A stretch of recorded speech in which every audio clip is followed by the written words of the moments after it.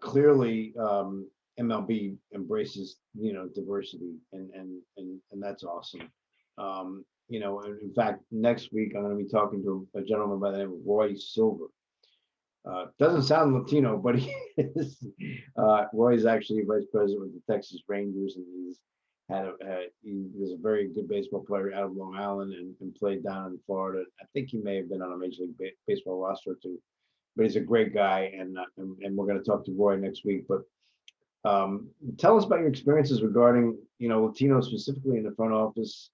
Growing the fan base to the Latino community, because it seems like obviously, listen, I told you when I grew up, one of the, even though I'm a Mets fan, one of my favorite players of all time was Roberto Clemente. And I still remember to this day, my dad coming in and telling me that he was killed in a plane crash and just being devastated by that. And I mean, talk about great players, but talk a little bit about that. Right. And are you bilingual? I assume you are. I mean, Yes. yeah. Yes. Yeah.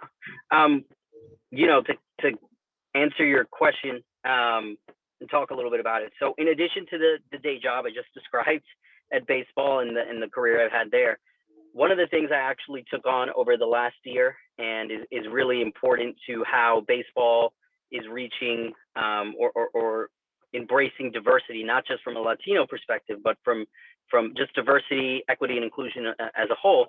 I also currently serve as the co-president of our Latinx Business Resource Group, or for employee resource group. Obviously, a lot of organizations have it. Ours is called Somos, which is we are. So MLB implemented BRGs about 3 or 4 years ago, I want to say, and the mission of these BRGs is to create relevant programming to geared at employees to optimize the employee experience at the league office, and also serve as a focus group, if you will, for any business function in the organization who's trying to target the Latinx audience, specific to my group. But we have, a Latinx or Latino BRG, Black professionals, and LGBTQ and Asian professionals, women group, working parents. So we have a ton of BRGs. We have a military one. So again, MLB is really trying to, from internally outward, right, embrace diversity, grow diversity, and has done a great job. And as these BRGs have grown over the years, I've definitely been, witness to it in this role.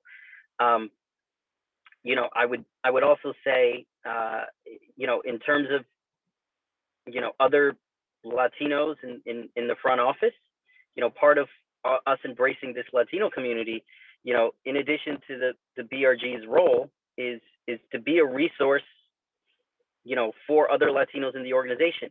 There's more than 15% of the central office is made up of Latinos.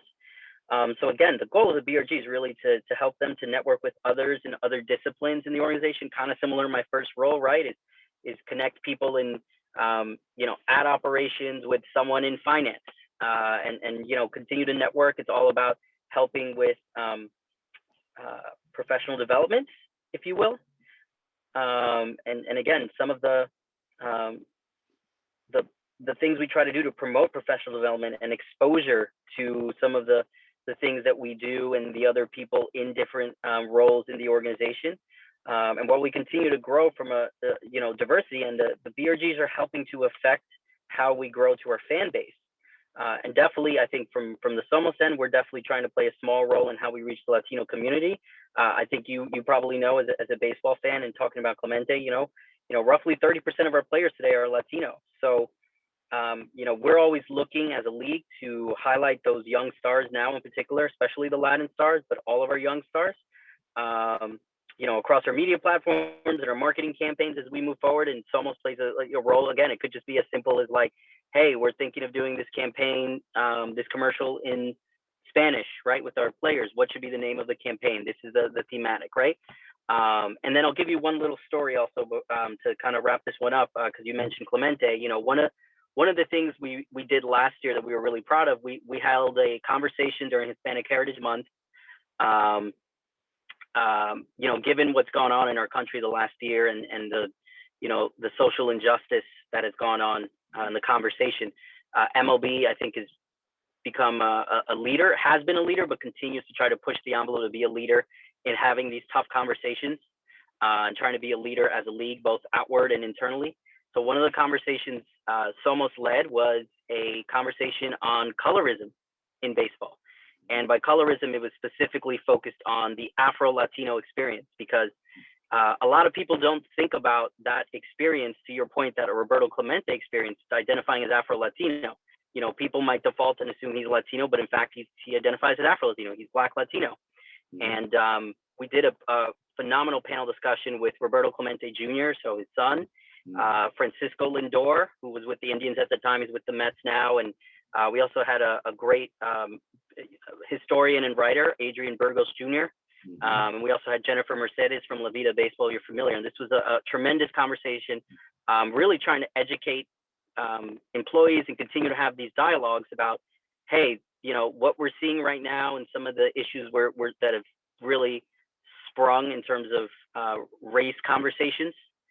It's been very prevalent in the Latino communities in ways that people don't experience. You know, one of the stories that, you know, was talked about was how when Roberto came up and was playing the league, again, this is a Hall of Famer and 3,000 hits, but you know, he broke into the league about 7-8 years after Jackie Robinson broke the color barrier. And you know, Roberto would, similar to Black players, have to eat on the bus when the team was on the road and couldn't eat in the restaurant. And there's stories about that, right? Because he wasn't white like his other teammates. And you know, the race issue was going on then was, you know, also affecting Afro Latinos or dark skinned Latinos. And I think this was a really important conversation that we were able to help host and have this critical dialogue. And I think overall, this is again part of our efforts to contribute to the organization, continue to have these conversations, to continue to educate and continue to, you know, engage employees on these conversations, because that's the only way as a whole, both as an organization and as a country, we move forward. So again, I brought that up just because, you know, you touched on Clemente, and that was one of you know, the more successful things we were able to accomplish from the BRG perspective.